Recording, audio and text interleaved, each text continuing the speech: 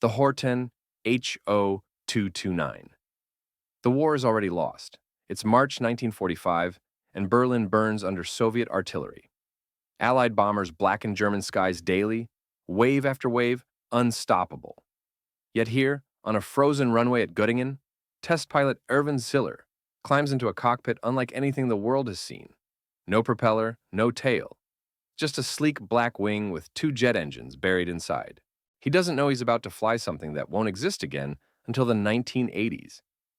When American troops from the 9th Tactical Air Command's T-2 intelligence unit overran Göttingen in April 1945, they found it inside Gothaer Wagon Fabric's underground hangar, the Horten HO-229, V3, 80% complete. Test pilot Harold Watson immediately recognized something extraordinary. The flying wing design, the jet engines, the wood and metal composite skin mixed with charcoal. This wasn't just advanced, it was alien. The first flight happened February 2nd, 1945. The Horten HO-229V2 reached 800 kilometers per hour at 13,000 meters. The Horten brothers, Reimar and Walter, had designed it to meet Göring's impossible 3x1000 requirement. 1,000 kilometers per hour speed, 1,000 kilometer range, 1,000 kilogram payload. Only 3 prototypes were built. V1 was a glider. V2 crashed, killing Ziller. V3 was captured before completion and shipped to Freeman Field, Indiana, where it remains stored in the Smithsonian's Paul E. Garber facility. But here's what makes it impossible. In 2008, Northrop Grumman built a full-scale replica using original plans and subjected it to period-accurate chain-home radar. The results confirmed a 37% reduction in detection range against 1940s British radar. The wood laminate and charcoal-infused glue created accidental radar absorption. The swept-wing angle of 32 degrees was optimal for transonic flight, discovered by accident. 2 Junkers Jumo 004 B turbojets produced 1,960 pounds of thrust each. Nazi documents showed operational deployment planned for July 1945, with production targets of 100 aircraft monthly. The standard explanation says the HO-229 was a desperate last-ditch weapon from a collapsing regime. The Horten brothers were talented engineers working with experimental aerodynamics. The stealth characteristics were coincidental, not intentional. The charcoal in the glue was for structural bonding, not radar absorption. The swept wing design was aesthetic and efficiency-focused. It crashed on only its second flight, proving it was unreliable. By 1945, Germany couldn't even produce enough fuel or pilots to make it operational. The Allies had already won. This was innovation without impact. But the 2008 Northrop Grumman analysis didn't just test the airframe. The charcoal wasn't random. German documents specifically mentioned modifications for invisible flight. The Horten brothers' post-war testimony described radar-evading goals. And here's what really haunts. If the war had lasted 6 more months, production models would have been intercepting Allied bomber streams. Fighters that appeared on radar 37% later than expected. Fighters that flew 200 kilometers per hour, faster than P-51 Mustangs. Jack Northrop visited the captured HO-229 in the 1950s, and its influence shows in the YB-49 and later B-2 Spirit design. Was the HO-229 proof that Nazi Germany was on the verge of technological breakthroughs that would have changed the war's outcome? Some researchers point to experimental projects and the V-2 rockets as evidence of a scientific apparatus decades ahead. The HO-229 wasn't just a weapon. It was a glimpse of what 1980s military technology would look like, appearing in 1944. How did the Horten brothers, without computers or wind tunnels, calculate optimal stealth geometry that wouldn't be rediscovered until the 1970s? Why did the U.S. classify all captured HO-229 documents until 1982? What happened to the 9 other prototypes mentioned in Gothaer Wagon Fabric production records, but never recovered? From jets that shouldn't fly to balloons that shouldn't cross oceans.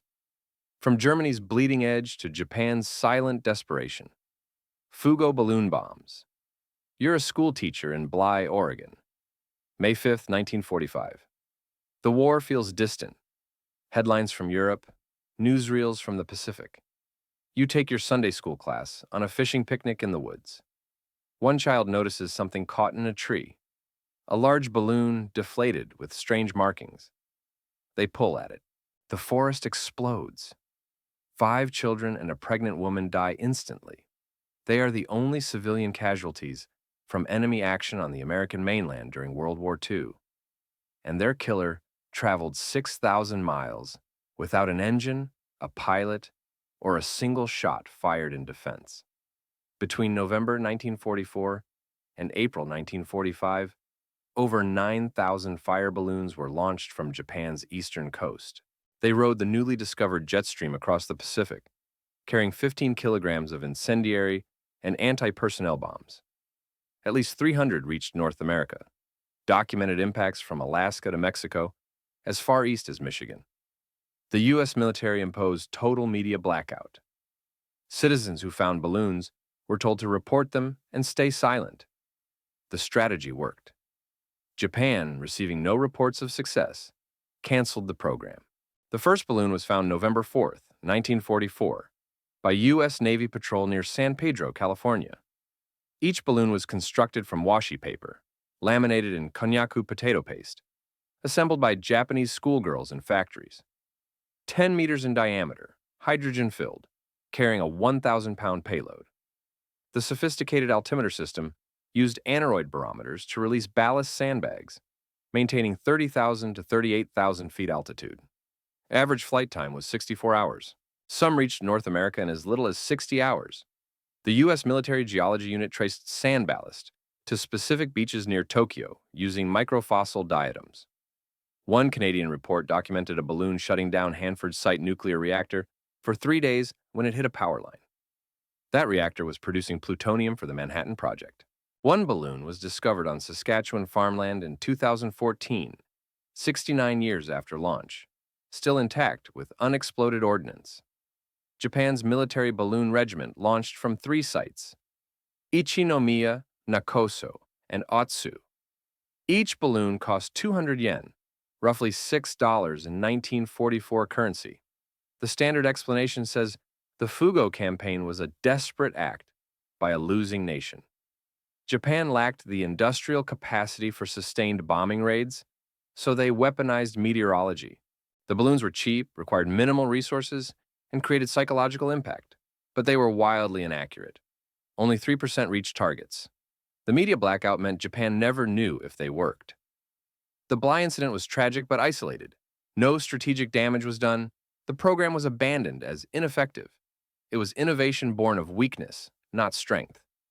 But what the mainstream narrative misses is how close Japan came to catastrophic success.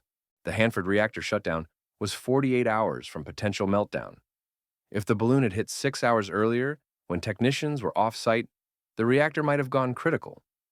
The Manhattan Project could have been delayed by months, and Japan didn't know the jet stream's full potential.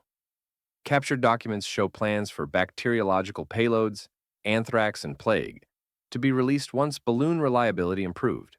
The U.S. Geological Survey's frantic diatom analysis revealed Japan had pinpointed exact launch windows for maximum impact. They weren't guessing. They were calculating. What if the Fugo wasn't a desperation weapon, but a proof of concept? Some researchers note that Japan's Unit 731 developed biological weapons throughout the war. The balloons could carry pathogens across an ocean without risking pilots or aircraft.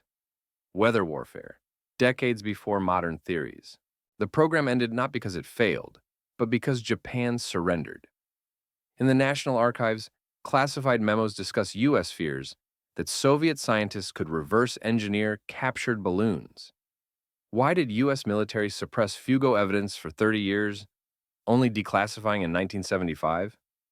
How many balloons actually reached North America but were never found? What was in the experimental payloads mentioned in Japanese Navy documents but never detailed? From balloons riding wind currents to bombs riding physics itself. From Japan's long-distance gamble to Britain's precision engineering miracle. Operation Chastise. The bouncing bomb. Barnes Wallace is testing madness.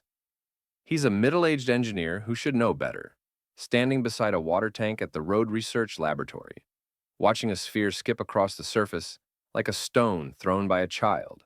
Except this stone weighs 9,250 pounds, spins backwards at 500 RPM, and is designed to destroy Germany's industrial heartland in a single night. The Air Ministry called his idea impossible. The laws of hydrodynamics said it wouldn't work. Wallace proved them wrong with a bathtub, a marble, and a catapult. In 1942, Wallace calculated that destroying the Ruhr Valley dams would cripple German war production.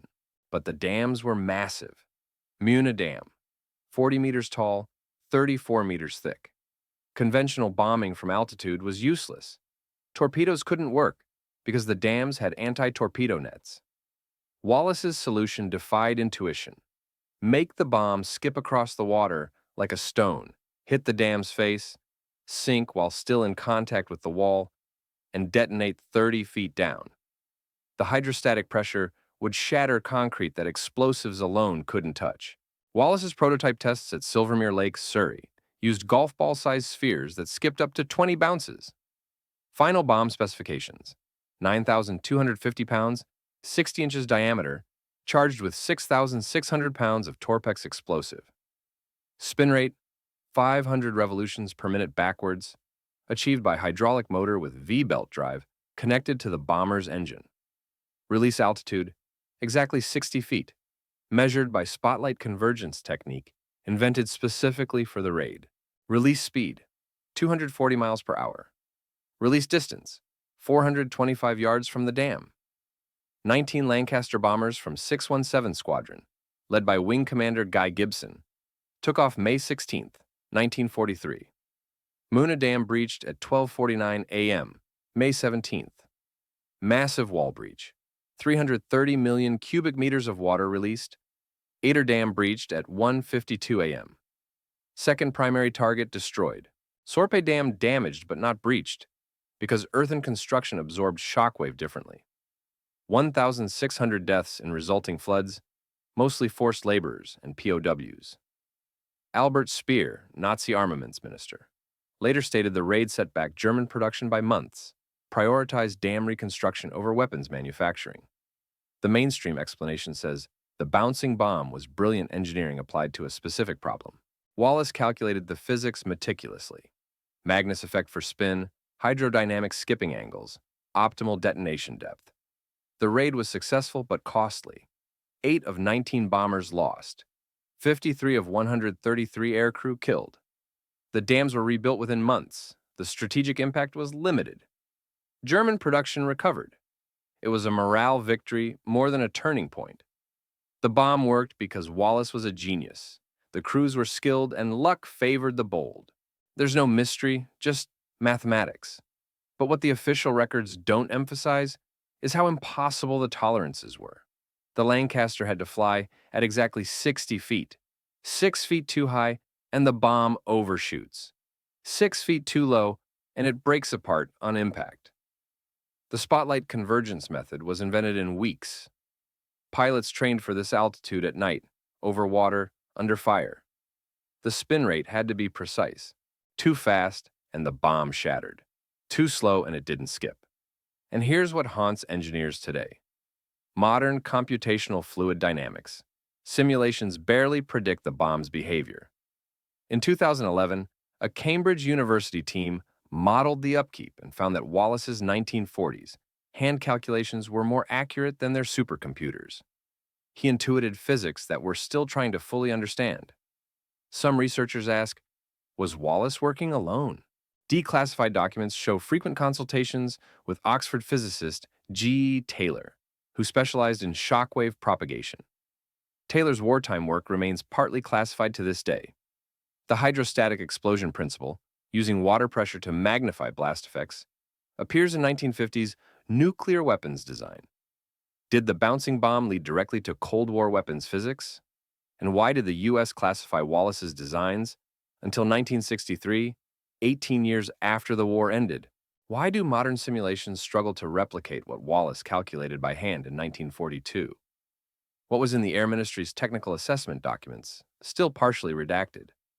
Why did similar spin-stabilized munitions not appear until the 1970s, despite demonstrated effectiveness? From British precision to American absurdity, from spinning steel to armed mammals, from the probable to the unthinkable.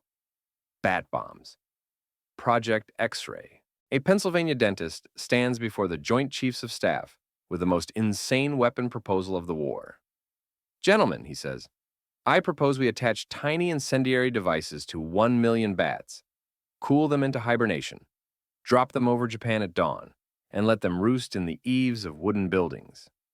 At a predetermined time, they ignite simultaneously. Every city burns at once. The room falls silent. Then Chief of Staff George Marshall says, 'Do it.'" Dr. Lytle S. Adams wasn't just any dentist.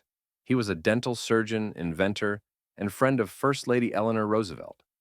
After Pearl Harbor, he remembered visiting Carlsbad Caverns and seeing millions of Mexican free-tailed bats. He calculated, each bat could carry 11 grams of napalm. One bomber could drop 1,000 hibernating bats in canisters. Each canister contained 26 trays of 40 bats. Release altitude, 5,000 feet. At 1,000 feet, canisters open, bats wake, scatter. At dawn, millions of bats roost in Japanese buildings. Timers ignite napalm. Cities burn faster than firefighters can respond. Project X-ray was initiated March 1943, approved by President Roosevelt personally with a note. "This man is not a nut." Budget, $2 million, equivalent to $34 million today. Conducted by NDRC Division 19, later transferred to U.S. Marine Corps. Bat species selected. Mexican free-tailed bat, 9-gram body weight, capable of carrying 20-gram payload. Incendiary device, 17-gram napalm capsule designed by Standard Oil chemists, attached with surgical string and collodion glue. Testing sites, Carlsbad Caverns for collection, Bangor Cave, Alabama for hibernation studies, Dugway Proving Ground, Utah for deployment tests. May 1943. Disaster. Test bats escaped hibernation prematurely, roosted in Carlsbad Army Airfield auxiliary structures, timers ignited, entire base burned down. Hangars, barracks, the general's car, all destroyed. December 1943. Successful test, mock Japanese village at Dugway completely destroyed. Fires outperformed standard incendiary clusters. Dr. Donald Griffin, the bat echolocation discoverer, consulted on behavior prediction. Estimated deployment: 10 bombers, 1 million bats, could destroy major Japanese industrial city more effectively than conventional bombing. The mainstream explanation says Project X-ray was a creative solution to a genuine problem. Japan's cities were 90% wood and paper construction, ideal for incendiary attack. Conventional bombing was costly and imprecise. Bats would scatter widely, igniting thousands of simultaneous fires, overwhelming firefighting capacity. The science was sound. Bats hibernate, wake gradually, seek shelter. But the project was canceled in August 1943 because conventional firebombing, later proven in the Tokyo raid of March 1945, was simpler and more reliable. The bat bomb worked. It just wasn't practical.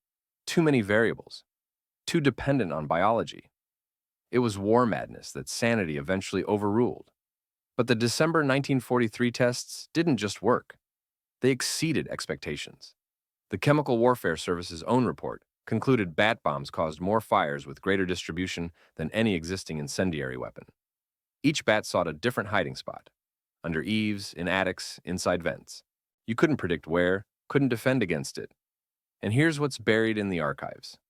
The project was canceled 4 weeks after the first successful atomic bomb test at Trinity. Not because it failed, because something bigger came along. Admiral King's memo specifically states, postponed indefinitely in favor of other priorities. Some historians note the ethical implications that made military leadership uncomfortable. This wasn't mechanical warfare. It was biological. It weaponized living creatures' instincts for survival. If released, bats would roost in civilian homes, orphanages, hospitals. The fires would be indiscriminate, uncontrollable. Dr. Adams's own notes express concern about moral implications of using life forms as unwitting suicide agents.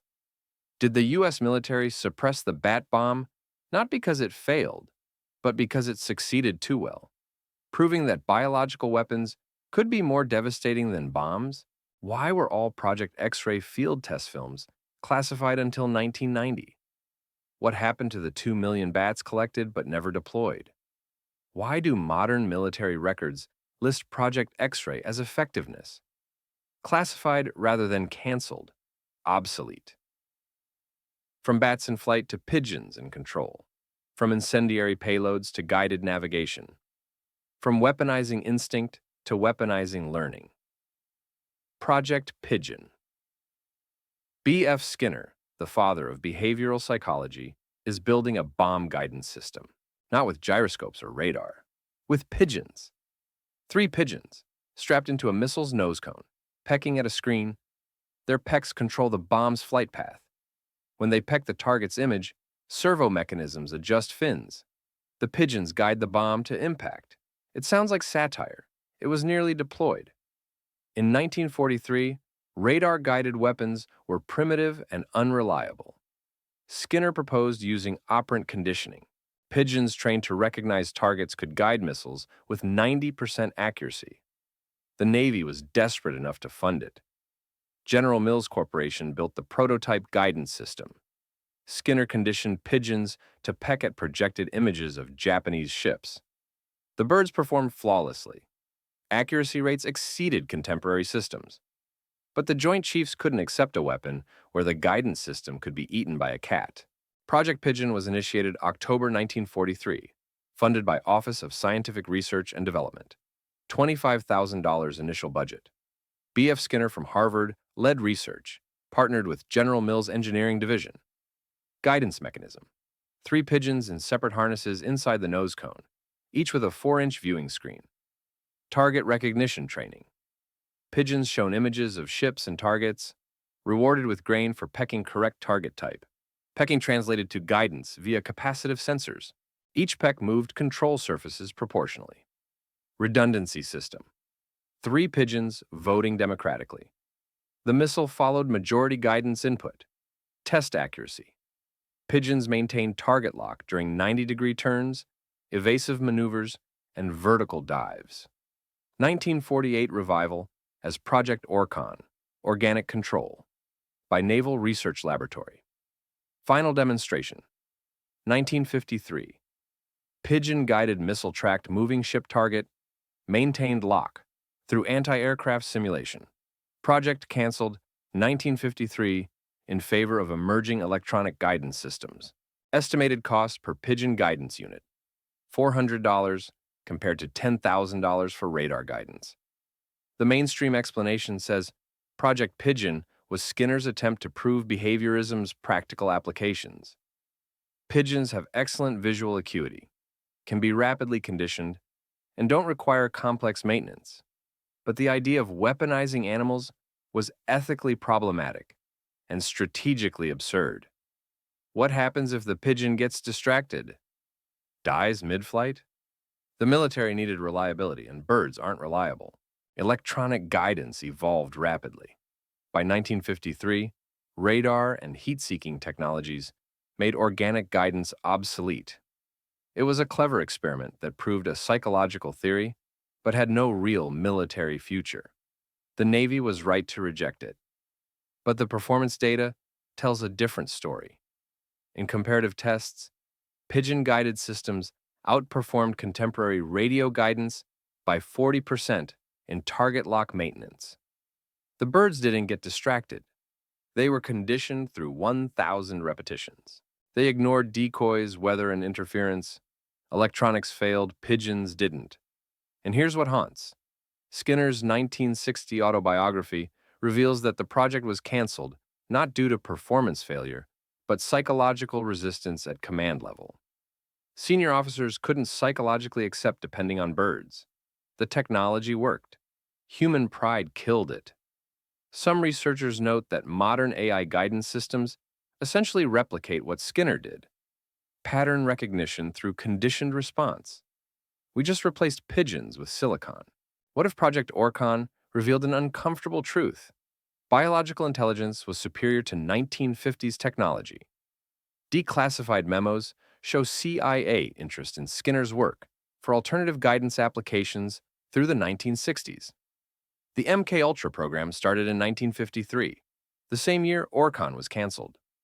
Did the military abandon animal guidance systems, or did they classify them under different projects? Soviet documents from the 70s reference biosensor navigation research. Why did the Navy revive Project Pigeon 5 years after canceling it? What were the alternative applications referenced in CIA's 1954 review of Skinner's work? Why are complete test films from 1953 demonstrations still classified? From living guidance systems to mechanical surrogates. From pigeons in the sky to beetles on the ground. From behavioral conditioning to remote control in its infancy. Goliath tracked mine. You're a GI. On Omaha Beach, June 6, 1944. Through the smoke and chaos, something emerges from the German bunkers. A miniature tank, barely 3 feet long, rolling toward your position. No turret, no soldiers. Just a metal box on treads with a cable trailing behind it. You fire at it. Nothing happens. It keeps coming. Then it reaches the barbed wire and detonates, obliterating the obstacle in a shower of earth. Welcome to remote warfare, 1940s style. The Goliath tracked mine was Germany's answer to static defenses. Developed by Borgward in 1942, based on a captured French prototype, it was a disposable, remote-controlled demolition charge. The operator controlled it via a 2-strand wire up to 650 meters away. It carried 60 to 100 kilograms of explosives. Mass-produced in 3 variants, 7,564 units were manufactured. The Allies encountered them at Anzio, Normandy, and throughout France. Most considered them nuisances. But conceptually, they were the first modern military drones, expendable, remotely operated, and purpose-built for autonomous target engagement. 3 variants, SDK, FZ, 302 electric, 370 units. SDK, FZ, 303A petrol, 4,490 units. SDK, FZ, 303B improved petrol, 2,704 units. Dimensions: 1.5 meters long, 0.85 meters wide, 0.56 meters high. Weight: 370 to 430 kilograms loaded. Propulsion: electric motor with two 12-volt batteries for 1.5 hours operation or small 2-stroke engine for longer range. Payload: 60 kilograms early models to 100 kilograms, late models of high explosive, detonated via electrical signal through control cable. Control system: twin-wire Fernlenker rate, 4/500, maximum range 650 meters, steering via differential track braking. Combat use: Anzio beachhead in the Italian campaign. Normandy beaches in June 1944. Warsaw Uprising in August 1944 against Polish resistance. Effectiveness rate: low in practice. Cable frequently cut by debris and artillery. Operators exposed. Tracks vulnerable to small arms fire. Captured units were reverse-engineered by British No. 1 radar research, influencing post-war remote weapons development. Cost: approximately 3,000 Reichsmarks per unit, cheaper than a motorcycle. Post-war influence: Soviet teletank development, U.S. Army QH-50, Dash drone helicopter, modern unmanned ground vehicles. The mainstream explanation says the Goliath was an interesting failure, a weapon born of defensive desperation. Germany faced superior Allied numbers and needed force multipliers. Remote demolition made tactical sense. Destroy bridges, bunkers, tanks without risking soldiers. But the design was flawed. The wire was fragile and visible. The vehicle was slow, 6 miles per hour maximum. It couldn't traverse rough terrain. Allied troops learned to simply cut the wire or shoot the tracks. Of 7,564 produced, only a fraction saw combat, and fewer still achieved objectives. It was innovative in concept, but impractical in execution. A technological dead end. But that dead end had a long afterlife. Post-war documents show American engineers extensively studied captured Goliaths. The Kettering bug from 1918 had failed for similar reasons. Control technology wasn't ready, but by 1950, radio control replaced wires. The U.S. Navy's QH-50 in the 1960s was essentially a flying Goliath. Modern UGVs like the Packbot and Talon directly trace lineage to the Goliath's design philosophy. Expendable, remote, specialized. And here's the overlooked detail. The Germans deployed them en masse at Normandy, where they destroyed numerous Sherman tanks and infantry positions. The wire was vulnerable, yes, but under covering fire, Goliaths were devastating. Allied after-action reports specifically warn about small demolition carriers with high psychological impact. What if the Goliath wasn't a failure, but a premature success? It appeared 30 years before transistors made remote guidance practical. Some researchers note the rapid development timeline, from prototype to mass production in 18 months, suggests existing technical foundations. Was this Nazi innovation or captured technology refined? The French Congress vehicle it was based on had no remote capability. Who added that, and how, so quickly? Declassified Bletchley Park documents mention intercepted German transmissions referencing Fernlenk-Panzer experiments dating to 1940, 2 years before official Goliath development. Why did Germany prioritize Goliath production over tanks when armor was desperately needed? What were the Fernlenk-Panzer prototypes mentioned in 1940? German engineering reports, but absent from Allied intelligence assessments. Why did the U.S. classify captured Goliath technical documents until 1976? From small-scale demolition to industrial-scale destruction. From remote pests to earthquake physics. From Normandy hedgerows to bunkers 100 feet underground. Grand Slam, the earthquake bomb. Earthquake. The bomb falls for 40 seconds. It doesn't tumble or drift, it's stabilized, streamlined, supersonic. When it hits the earth above the bunker, it doesn't explode. It keeps going. Through 20 feet of soil, through 15 feet of reinforced concrete, through another 10 feet of bedrock. Then, 100 feet below the surface, it detonates. The ground doesn't just shake, it liquefies. The shockwave propagates like an earthquake, collapsing tunnels, shattering foundations, and burying everything above in rubble. This is the Grand Slam, and it doesn't destroy targets. It erases them from geography. Barnes-Wallis designed the Grand Slam in 1943 to solve a new problem: Germany's U-boat pens. These concrete fortresses had roofs 23 feet thick, walls reinforced with steel. Conventional bombs bounced off. Wallis calculated that instead of piercing the roof, he could bury the bomb deep underground and let seismic shockwaves collapse the structure from below. The resulting weapon was 22,000 pounds, 26 feet long, filled with 9,135 pounds of Torpex. It required a specially modified Avro Lancaster bomber. Only 41 were ever dropped. Every target hit was obliterated. Development, 1943 to 1945, by Barnes-Wallis at Vickers Armstrong, designed specifically for deep penetration. Specifications: 22,000 pounds total weight, 9,135 pounds Torpex explosive, 26 feet 6 inches long, 3 feet 10 inches diameter. Penetration: designed to reach supersonic speed before impact, achieving approximately 1,050 feet per second. Penetrate 130 feet into Earth before detonation. Casing: high tensile steel, heat-treated, aerodynamically shaped for stable fall and maximum penetration. Delivery: modified Avro Lancaster, B-1 Special. Only 617 Squadron qualified. Bomb released from 18,000 feet. First combat use: March 14, 1945, Bielefeld Viaduct. Direct hit: 100-foot span collapsed. Viaduct destroyed. Notable targets: Arbergen Railway Bridge destroyed. Farge submarine pens collapsed. Nienberg Bridge destroyed. Arnsberg Viaduct destroyed. Penetration tests at Ashley Walk Bombing Range. Prototype penetrated 122 feet into chalk before detonation. Created craters 70 feet deep, 130 feet wide. Post-war analysis by Royal Engineers Seismic shock waves measured up to 500 feet from impact point, equivalent to 4.5 Richter scale earthquake.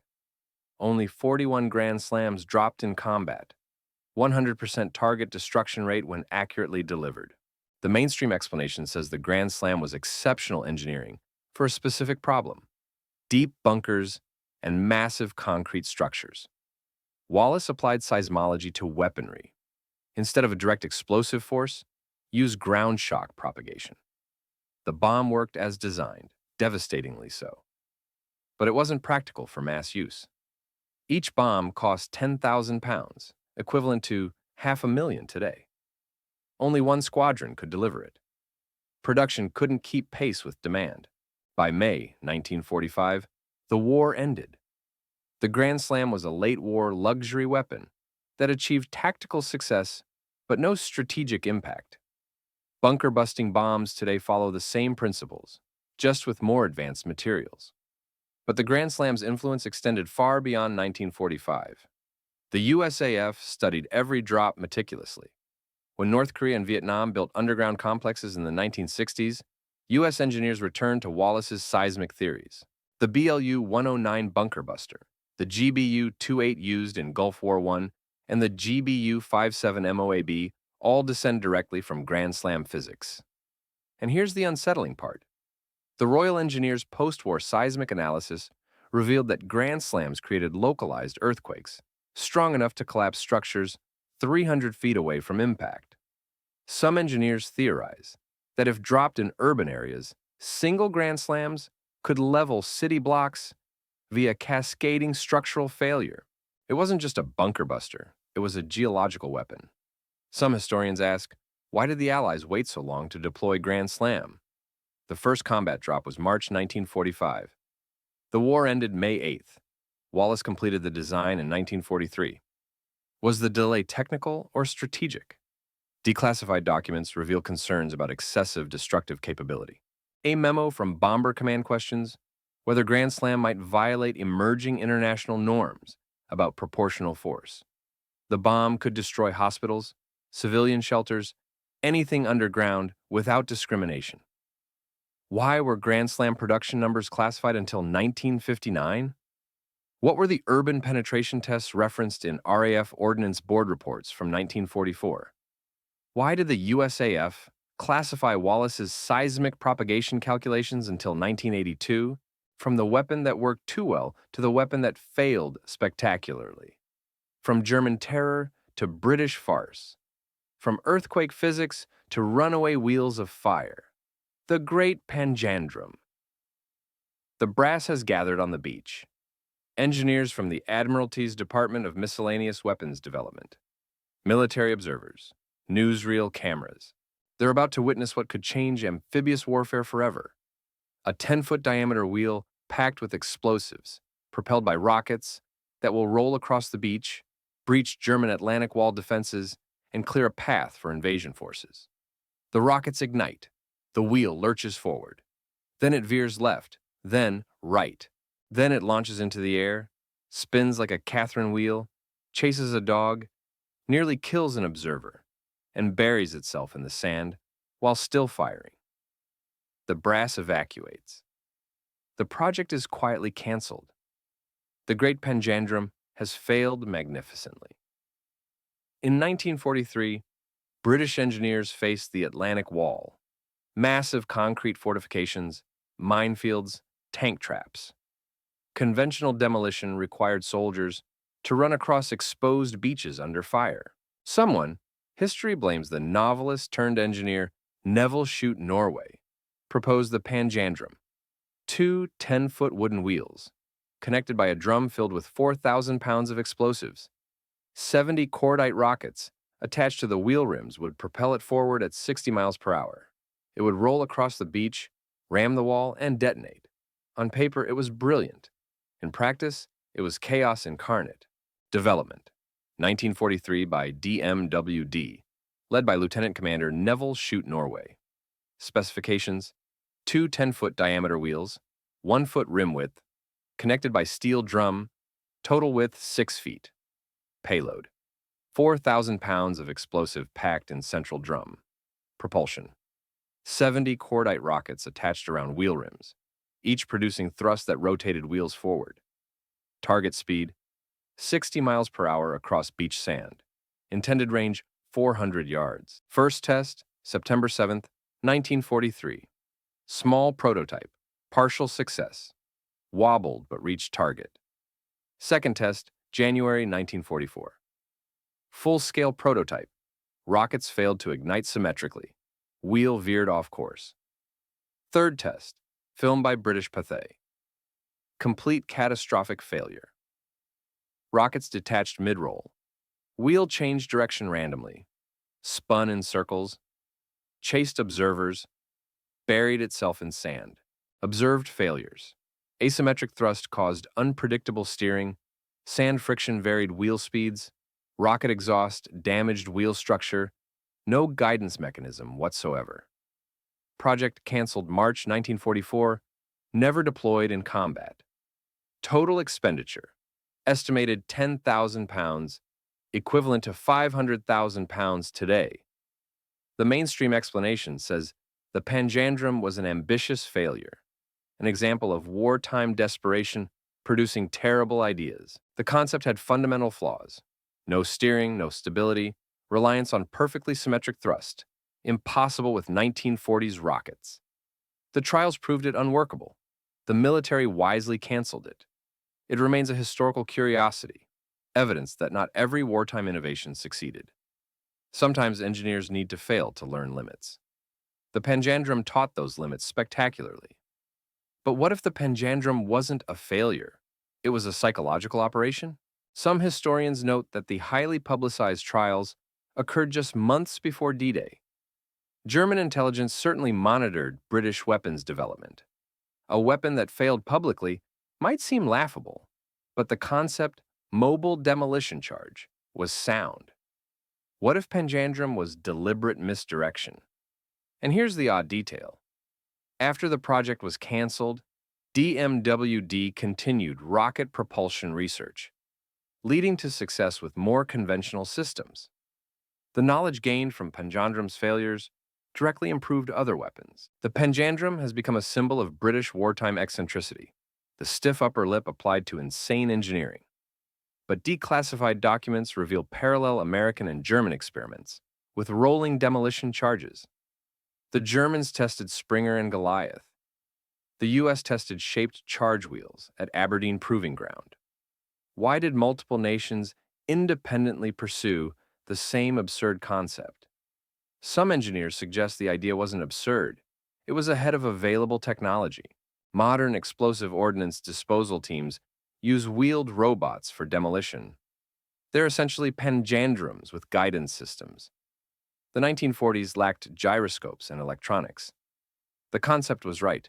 The execution was 50 years premature. Why did British Pathé film the most disastrous test in detail, then release it publicly during wartime?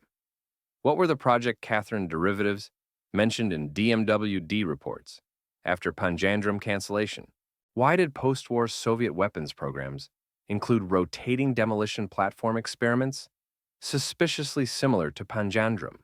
From British farce to German fanaticism. From a weapon that couldn't be controlled to a weapon that couldn't be survived.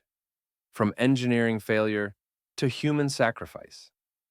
Feisler FCOI 103 R. Reichenberg, the suicide FIV-1. The V-1 flying bomb is terrorizing London. A pulse jet engine screaming across the sky, carrying a ton of explosives. Impact predictable only within miles. Accuracy is terrible. 60% miss their targets completely. So German engineers solve the problem. Put a pilot inside. Give him a cramped cockpit, rudimentary controls, and a canopy he can theoretically jettison before impact. Theoretically. Train volunteers to fly straight into British ships, factories, bridges. This is the Feisler FY103R Reichenberg. It's a V1 with a suicide seat. And yes, they built it. And yes, pilots volunteered. By late 1944, Germany was losing. The Luftwaffe was decimated. Conventional bombing was impossible. But V-1 rockets were cheap and mass-produced, 10,000 launched by war's end. The problem? Accuracy. Hanna Reich, Germany's most famous test pilot, proposed converting V-1s into manned aircraft. Pilots could guide them precisely to high-value targets, then bail out at the last second. Allegedly, the Reichenberg was born. 4 prototypes built, 175 pilots trained at Reckland Test Center. The program was canceled in March 1945, not because it was insane, but because there was nothing left to defend. Official designation: Fiesler FY 103R-4, Reichenberg. Development: Autumn 1944 by Fiesler Flugzeugbau, championed by test pilot Hanna Reich and Colonel Heinrich Lange. Modifications to standard V1. Addition of cramped cockpit, basic flight controls, wooden seat, small windscreen, removable canopy. Dimensions: same as V1, 25 feet long, 17-foot wingspan. Weight increased to 2,250 kilograms with pilot. Propulsion: Argus AS-01, 4 pulse jet. Same as unmanned V1, 660 pounds thrust, 400 miles per hour max speed. 4 variants planned: R1 training glider, no engine. R2 training with engine, reusable. R3 training with reduced explosive, semi-reusable. R4 combat version, 850 kilogram warhead, one-way mission. Pilot survival mechanism: canopy jettison, pilot bailout at 900 feet, parachute deployment. Survival probability estimated at less than 1%. Training program: Leonidas Squadron, named after Spartan king who died at Thermopylae. 175 volunteers selected. Training at Rechlin. Test flights: approximately 30 piloted tests, several fatal crashes, instability issues from pulse jet vibration causing pilot disorientation. Combat deployment: none. Program canceled March 1945 before operational use. The mainstream explanation says the Reichenberg was a desperate measure from a collapsing regime. The Nazis, facing total defeat, turned to fanaticism, sacrificing pilots in suicide attacks, inspired by reports of Japanese kamikaze success. But unlike kamikazes, who had training and chosen targets, Reichenberg pilots would fly barely controllable missiles with almost zero survival chance. The program was mercifully canceled, not for ethical reasons, but because Germany's leadership, even in 1945, recognized it as wasteful. Pilots were more valuable alive. The V-1 was effective enough unmanned. Reichenberg was madness that sanity briefly interrupted before total collapse. But the volunteer logs tell a different story. These weren't conscripts or fanatics. They were experienced Luftwaffe pilots who knew the odds. Their testimonies described calculated sacrifice. Better to die destroying an Allied factory than be shot down achieving nothing. And the targeting was sophisticated. Scapa flow, Thames bridges, Soviet tank factories.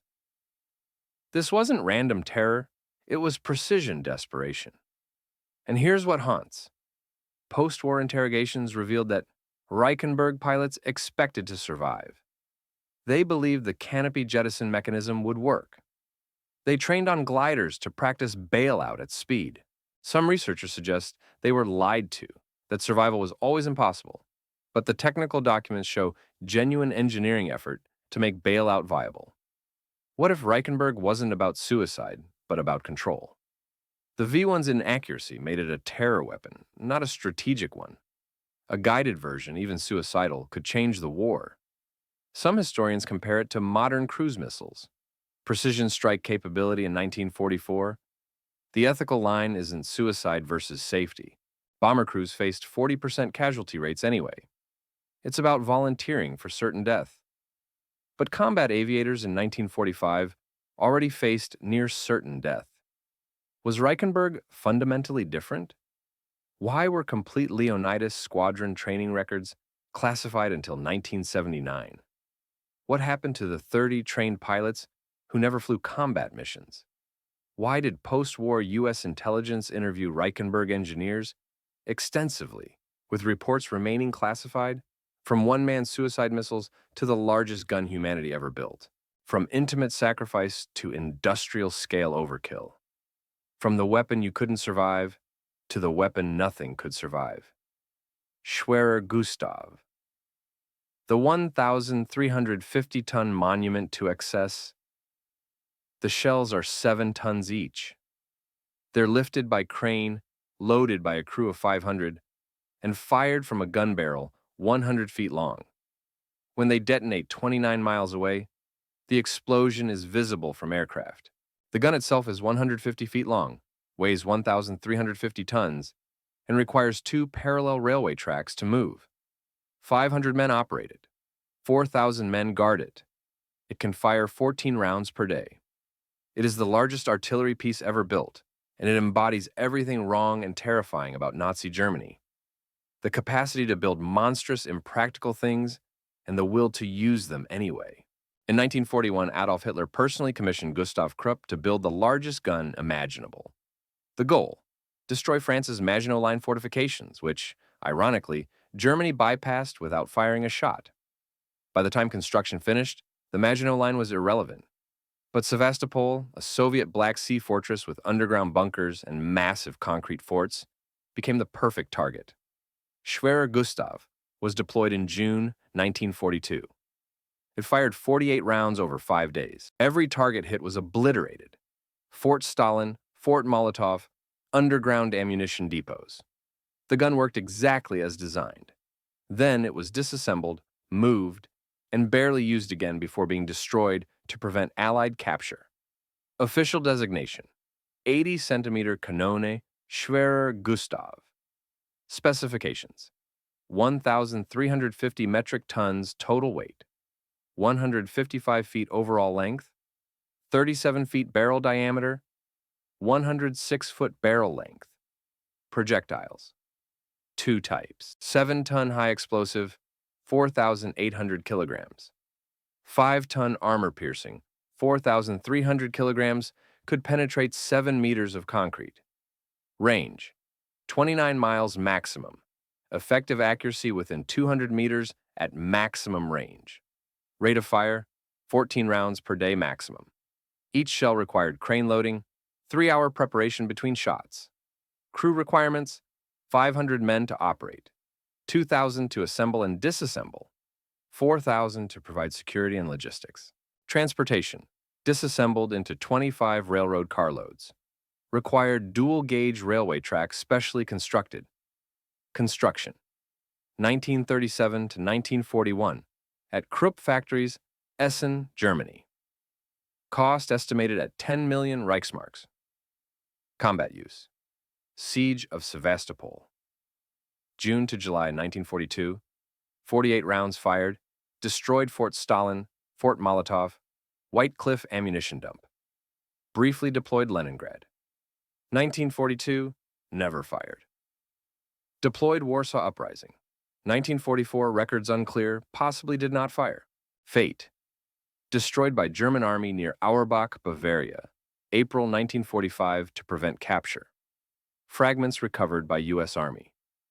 The mainstream explanation says Schwerer Gustav epitomizes Nazi Germany's strategic incompetence. Engineering genius wasted on impractical weapons.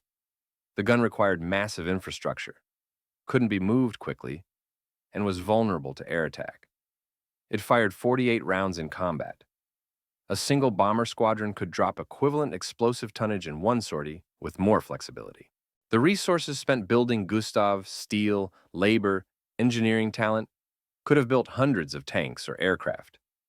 It was propaganda more than weapon, proof of German industrial might that ultimately symbolized their defeat. Impressive but useless, like the Maus tank and V3 cannon. But the combat results can't be dismissed. Fort Stalin had walls 30 feet thick, reinforced concrete and steel. Conventional artillery did nothing. Gustav's armor-piercing shells punched through like paper, destroying the fort in 8 rounds. The White Cliff ammunition dump was 100 feet underground, unreachable by bombs. Gustav's shells penetrated 90 feet of earth and rock, detonating the ammunition bunker from inside. The Soviets had no defense. When Gustav fired, Positions that had held for months fell in hours. And here's what's buried in German logistics reports. The gun was designed for one purpose, destroying France's Maginot Line, but proved invaluable against Soviet deep fortifications. Some historians argue that without Gustav, Sevastopol would have held months longer, potentially changing the Eastern Front timeline. What if Schwerer Gustav was never about military effectiveness, but about psychological warfare? The gun's very existence terrorized defenders. The sound of its shells, described as freight trains falling from the sky, broke morale before impact. Soviet soldiers knew no bunker, no shelter, nothing could protect them. And there's the deeper question. Why build two? A second gun, Dora, was constructed but saw minimal use. Were they experiments in super heavy artillery that could evolve into even larger weapons? Declassified documents reveal plans for an 85-centimeter version and even a 100-centimeter monster called Langer Gustav that was never built. The Nazi leadership envisioned post-war artillery capable of shelling London from continental Europe. Gustav wasn't the end goal, it was proof of concept. Why did the Allies never attempt to capture Gustav intact, despite intelligence on its location? What were the Project Schwerer Gustav derivatives? Mentioned in Krupp engineering documents from 1943, why are complete firing logs from Sevastopol still partially classified in Russian military archives? You've just traveled from a jet that defied radar to a gun that defied reason. From balloons riding invisible wind rivers to pigeons guiding missiles with their beaks. From bouncing bombs that broke dams to bats that nearly burned cities. These aren't footnotes. They're proof that World War II was stranger, more desperate, and more inventive than the textbooks admit. The pattern is this. When conventional weapons failed, both sides abandoned sanity.